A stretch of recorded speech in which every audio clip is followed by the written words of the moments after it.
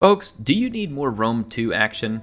The answer is yes. Yes, you do. And if your answer was no, then you're wrong. So get ready for more courtesy of Sol Invictus.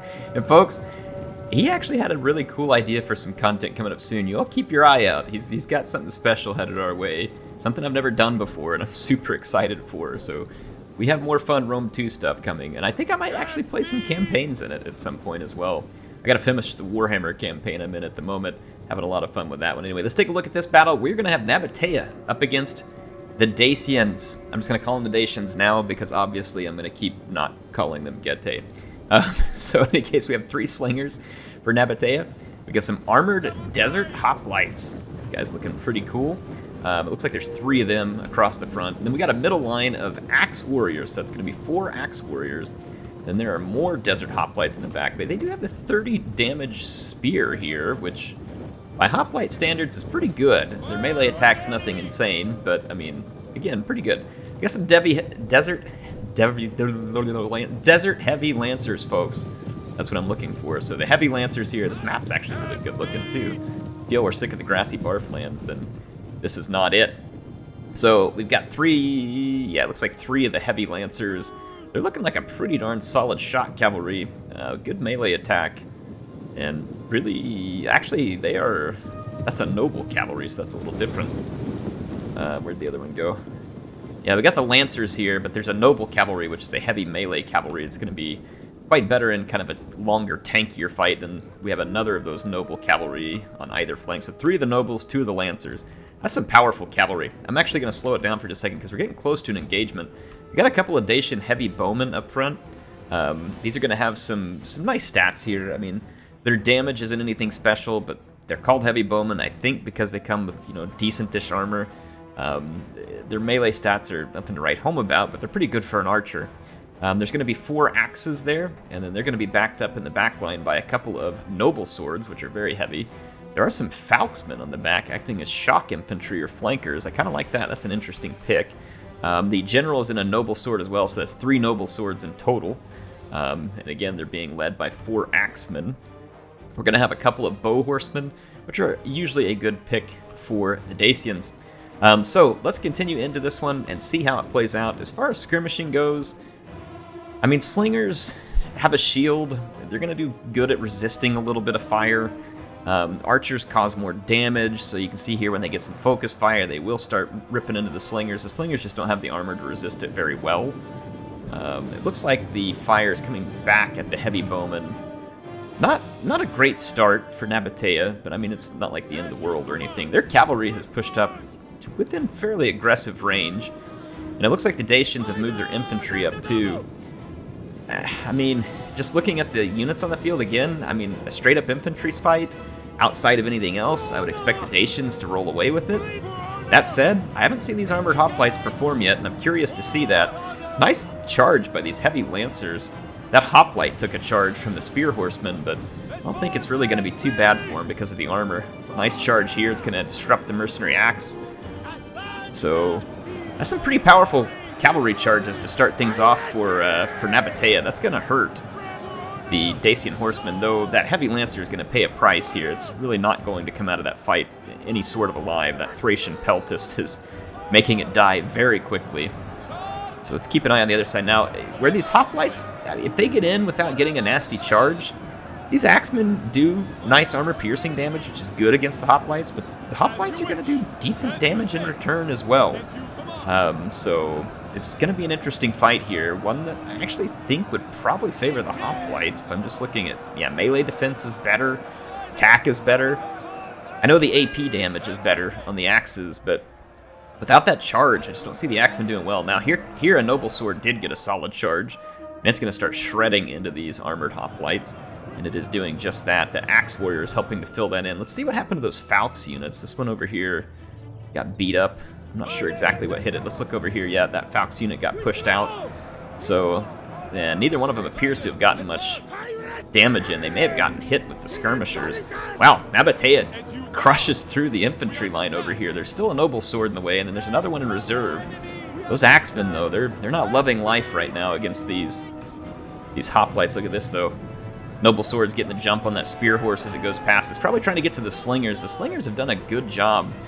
And look at them just turning around and giving it to these spear horsemen. I like that, trying to control the backfield, make sure the enemy just doesn't get into that great position. Look at this Thracian Peltas running around with the horsemen and just hurling the javelins straight into the flank. It's a bold move.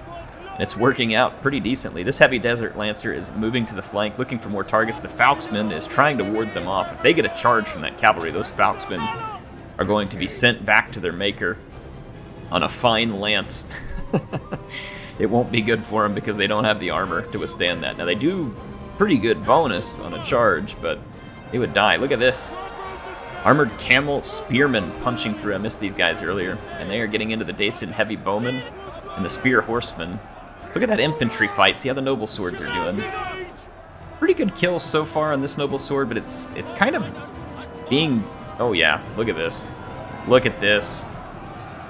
Ooh, that is a hammer and anvil charge, folks. Hammer and anvil, again, if you're not familiar with it, it's where the infantry is the anvil and the cavalry is the hammer, and your unit is being smashed. And that's exactly what happened there. There's a classic Alexandrian tactic come to life in a total war game. And it was well executed there by Sol. Now, we're still seeing a lot of fire coming in from some of these units. I don't know. I don't think the Dacians can hold this one together. Not with all that cavalry running around. The Noble Swords are very competent. But there's still slingers alive out here. And again, lots of cavalry left for Nabataea. There is a little bit of bow horsemen left. They are still firing. But they're going to really have to get after those horsemen if they want to have any chance of winning. These axe warriors managed to catch the Thracian Peltist out here. That should go okay for the axe warriors. I wouldn't write off the Peltist, though. That's a fairly decent unit. Look at this. Here comes another Desert Lancer charge here. It's another hammer and anvil charge. This one's not going to connect near as well, but it still does morale damage. And it will kill a few units. And again, cycle charging over here. This time from the Nabataean Noble Cavalry. These Noble Swords, despite being a hefty overmatch for any of the Nabataean infantry one-on-one, they have not been getting a one-on-one engagement. There has been slinger fire pouring in. There has been outflanking maneuvers. There has been a lot of support coming in for the Nabataean infantry, and those Desert Hoplites have performed really quite well. They kind of remind me of Carthaginian Hoplites, the late ones, I think, in terms of their stats. I may be a little off there, but they seem to have similar stats. Yeah, Noble Sword here again. 164 kills. It's solid work, but they're going to have to do a lot more than that. Look at this Dacian Spear Horseman pushing through. There's a Noble Cavalry there to counter him. I forgot. So I missed the Heavy Archer. There was 3 Slingers and a single Heavy Archer. That Nabataean Heavy Archer is absolutely awesome. I love that bronze-looking armor on him. I haven't seen this unit in a long time. That is a cool unit, and they had better armor than the Dacian Heavy Bowmen. So, really cool unit. What do we got left back here? There's a couple of Heavy Bowmen coming in. If the cavalry isn't dealt with, though, those Heavy Bowmen will be run down.